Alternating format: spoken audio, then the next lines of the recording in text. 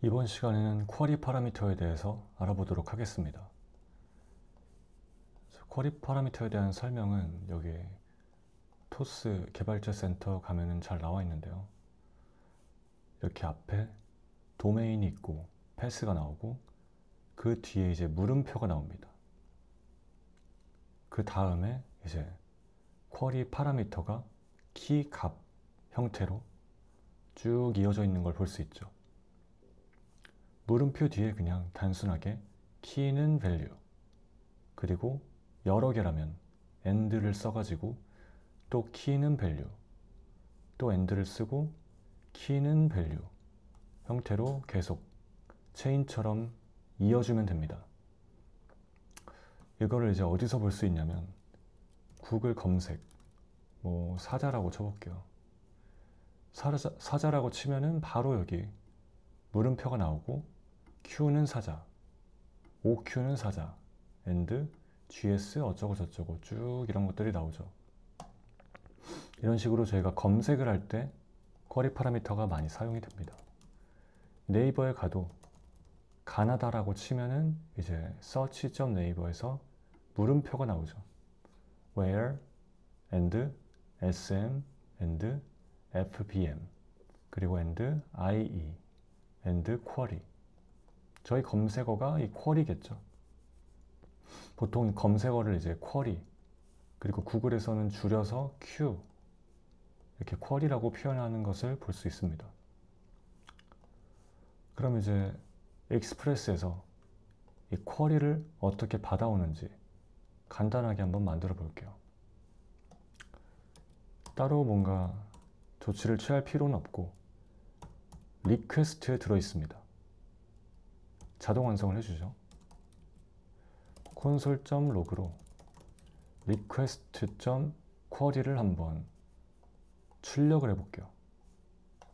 node main.js를 하고 localhost 3000 API users, 그리고 아무거나 써볼게요.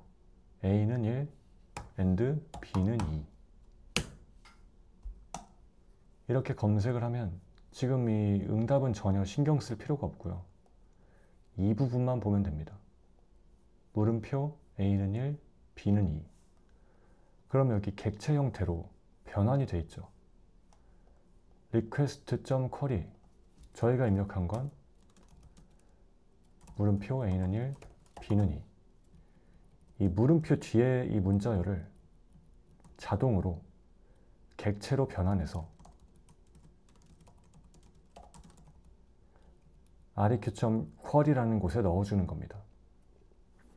그럼 만약에 형식이 맞지 않는다면 어떻게 될까요? 예를 들어 and를 쓰고 막 이런 특수 문자를 막 넣으면 그냥 문자열 처리를 해버리죠. 그리고 and 하면은 and하고 그냥 A 썼으니까 C, D로 할게요. 이런 식으로 그냥 값을 안 넣고 이렇게 써버리면은 빈 문자열로 오게 됩니다. 이거는 이제 여러분이 실험을 해보시면 좀 더 다양한 사실들을 알 수 있겠죠. 어쨌든 보통은 양식을 이제 지켜서 쓰니까 지금은 양식이 맞을 때 포커스를 맞춰서 보겠습니다. 그럼 이제 이걸 어디에 활용할 수 있냐? 저희가 지금은 이 users라는 거를 매번 get으로 이 경로에 요청이 들어올 때마다 이 핸들러를 실행해서 계속 users를 만들어주고 있는데 이거를 밖으로 빼볼게요. 밖으로 빼고 이제 req.query에다가 id를 집어넣겠습니다. 그리고 users에서 필터로 id가 req.query.id랑 똑같은 거를 찾아올게요. found user라고 할게요. 자, 그러면은 이제 좀 보기 편하게 이렇게 포매팅을 해주고 한번 실행을 해보겠습니다. 그리고 제이슨으로 돌려주는 건 찾은 유저만 돌려줄게요. 재실행을 해야겠죠. 그럼 이제 id는 1이라고 치면은 여기는 이런 식으로 들어갈 겁니다. id는 1 이렇게 쳤으니까 객체로 변환이 되고, 주의할 게 숫자가 아니라 모든 게 다 문자열입니다. 왜냐면은 여기 숫자가 있다고 해서 얘가 숫자일지 문자일지 알 수가 없으니까. 뭐가 들어올지 모르죠, 입력하기 전까지. 그러니까 그냥 다 문자로 변환을 해버립니다. 그러면은 여기는 숫자고 여기는 이제 문자죠. 그래서 아무것도 오지 않죠. 아무것도 오지 않습니다. 숫자로 변환을 하기 위해서는 앞에다가 플러스 버튼을 넣어주면 됩니다. 다시 요청을 보내면 이번에는 잘 오게 되죠. 혹시 필터 문법을 잘 모르신다면 한번 검색하면 되게 잘 나오니까요. 한번 보고 오시면 금방 이해가 될 겁니다. 여기 유저를 다 돌면서 하나씩 이 유저라는 파라미터에다가 객체를 하나씩 넣고 아이디가 1인지 리퀘스트로 가져온 아이디도 1인지 비교하는 거예요. 근데 이 들어온 건 문자열이니까 숫자로 변환해서 이거를 얘랑 비교하는 거죠. 그럼 이제 아이디를 2라고 하면은 이런 식으로 2번 유저를 가져올 수 있죠. 이제 고정된 값을 가져오는 게 아니라 저희가 넣어주는 id라는 쿼리 파라미터에 따라 다른 결과를 가져올 수가 있게 되었습니다. 동적으로 가져올 수 있죠.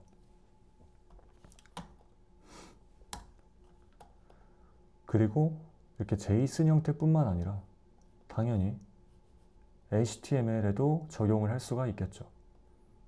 저희가 반환하는 게 JSON이면 이제 API 서버에서 하는 거고, HTML을 반환하는 거면 그건 이제 렌더링 서버에서 하는 거였죠. 여기도 역시 쿼리 파라미터를 넣고 있지만 오는 거는 HTML 문서입니다. 네트워크 탭에 들어가서 확인해 보면 이렇게 all로 해주고 맨 위에 도큐먼트가 항상 있죠. HTML 문서. 저희가 뭐를 검색하냐에 따라 아예 렌더링 결과 자체가 달라지죠. 서버에서 쿼리 파라미터를 받아서 동적으로 렌더링을 서버 사이드에서 해줘서 반환을 해주는 겁니다. 한번 가나다라라고 바꾸면, 자, 가나다라라고 아직 검색 안 했는데, 가나다라고 하면은 여기 이제 쿼리가 이런 식으로 들어가 있죠.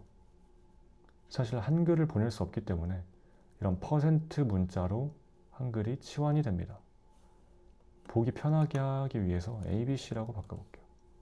영어는 정상적으로, 자, 쿼리가 안 들어가네요. 영어도 이렇게 바뀌어 있네요. ACT. 여기 잘 들어갔네요. 이렇게 원래 이게 영어는 잘 들어갑니다. 쿼리 ABCD. 마찬가지로 구글도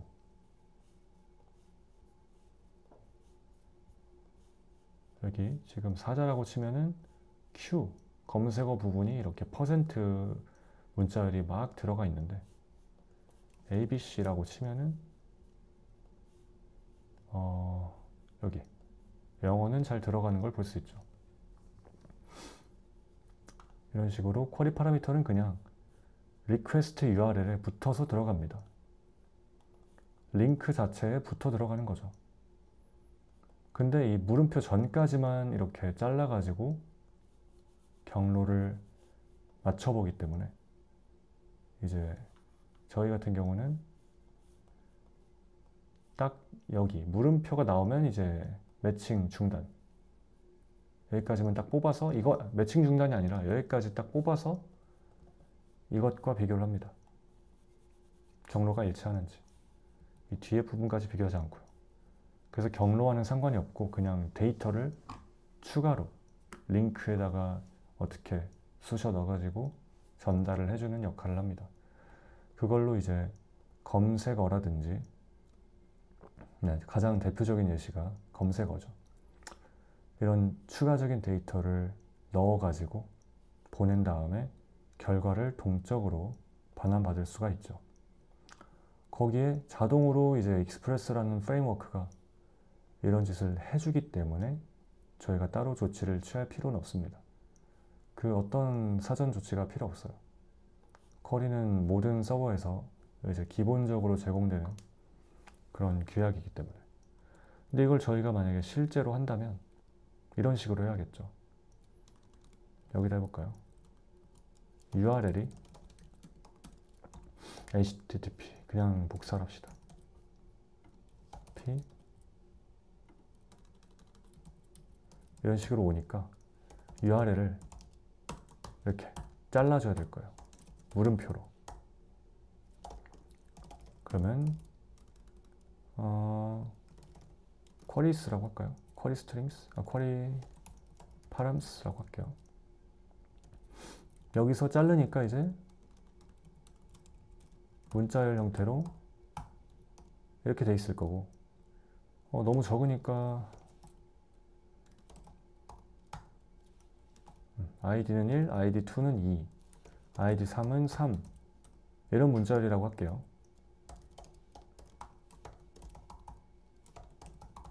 이래야 조금 더 파싱하는, 변환하는 재미가 있죠. 그러면은 이게 이제 잘리면서 이렇게 들어가 있는데 얘를 또 잘라야 됩니다. 이 부분을 그냥 아예 다른 파일로 빼버릴게요. 여기다가 parse.js 해서 이 부분은 따로 빼가지고 실험을 해보겠습니다. 콘솔 로그에서 query params 여기까지 실행을 먼저 해볼게요. 한 땀 한 땀. 실제로 이제 익스프레스가 어떻게 파싱을 해주는지 알기 위해서. 그러면은 물음표 URL부터 출력을 해볼게요. 순서대로 단계별로 다 보겠습니다. URL 먼저 나오고 쿼리 파람스 나오고. 그러면은 이제 이렇게 잘렸네요. URL은 그대로고 쿼리 파람스는 이제 물음표를 기준으로 반으로 갈른 거죠. 물음표는 없어지고 이렇게 HTTP 로컬호스트 3000 API 유저스가 첫 번째 문자열이고, 두 번째는 이제 물음표 뒤에 있는 문자열입니다. 이게 그냥 배열 형태로 들어가 있는 거죠. 그래서 쿼리 파람스를 이렇게 출력할까요? 이러면 배열 형태로 잘 나옵니다. 이렇게 잘 들어가 있죠. 보기가 좀 더 편하죠. 그 다음에 공백을 하나 넣어줄게요. 좀 보기 편하게. 이렇게 공백 쿼리 파람스까지 했고, 그 다음에는 이제 쿼리 파람스에 1번으로 잘라야 되는 거죠. 쿼리 파람스가 아니라 이거는 스플릿 URL이라고 할까요? 잘린 URL, 반으로 갈라진 URL. 그 다음이 이제 쿼리 파람스죠. 스플릿 URL의 두 번째 거.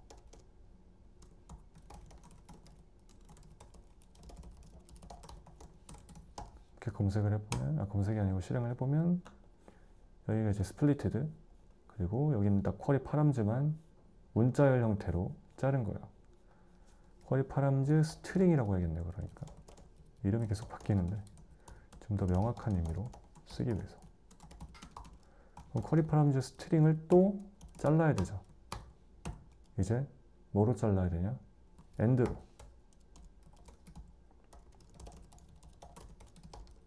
그러면 콘솔 로그 쿼리 파람즈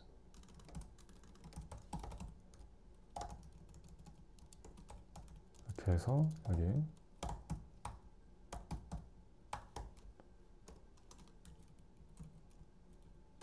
지워주고, 이제 이렇게 잘려 있죠. 이제 쿼리 파람즈를 맵으로 돌면서 이제 하나가 페어라고 부를게요. 이런 형태죠. 페어는 이렇게 하나씩 들어오게 됩니다. 문자열이. 그럼 또 페어를 잘라야 되죠. 는으로. 거기서 키가 0번이고 밸류가 1번이죠. 그럼 이거를 첫 번째 거 키, 두 번째 거 밸류 이렇게 디스트럭처링 해가지고 뽑아오면은 키 밸류가 나오게 되고, 지금은 먼저 출력을 해볼게요. 잘 나오는지. 그러면 이제 잘 나오는 거를 확인했습니다. 이런 내용은 그냥 좀 실제로 어떻게 되는지 보기 위해서 해보는 거고, 직접 해보시면 그리 어렵지 않을 거예요. 그럼 마지막으로 얘를 객체로 만들어줘야 되죠. 그러니까 사실 맵보다 리듀스를 쓰는 게 더 좋겠네요. 리듀스가 이제 안 써보신 분도 있을 수 있어요. 코딩을 배운 지 얼마 안 됐다면. 처음에 이 두 번째 나오는 이 값이 초기 값입니다. 객체를 하나 만들어 놓고 그 다음에 이제 오브젝트, 이게 리절트라고 할게요. 이게 이제 리절트입니다. 결과인데 아직 처음에는 그냥 객체, 빈 객체죠. 그래서 이 빈 객체에다가 값을 추가해 줍니다. 키 값을. 그리고 얘를 리턴해요. 그리고 그 완성된 거를 리스폰스 쿼리라고 할까요? 아까 res.쿼리였으니까 res 쿼리. req.쿼리죠. req.쿼리.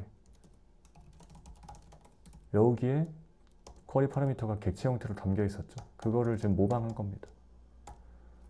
한번 req 쿼리를 출력해 볼게요. 잘 되는지. 그러면 여기 잘 된 걸 볼 수 있죠. 리듀스 간단히 설명하면 처음에 초기 값으로 시작하고 이게 첫 번째 인자로 들어오게 됩니다. 그리고 쿼리 파람즈를 리듀스로 돌았으니까 우리 맵 쓸 때처럼 계속해서 요소가 두 번째 인자로 들어와요. 첫 번째 인자는 계속 채워나가는 객체고 두 번째 인자는 이제 요소들이 하나씩 하나씩 들어오는 겁니다. 그래서 첫 번째 객체를 계속해서 채워서 수정하면서 리턴하면 또 그 다음에 여기 들어오게 되고 그 다음에 여기 들어오게 되고, 그러니까 처음으로 리절트 리턴하는 거는 원래 빈 객체였다가 여기다가 리절트 키는 밸류 했으니까 처음이 id, 밸류는 1이죠. 이런 식으로 채워지는 거겠죠. 이런 식으로 객체를 만들어 줍니다.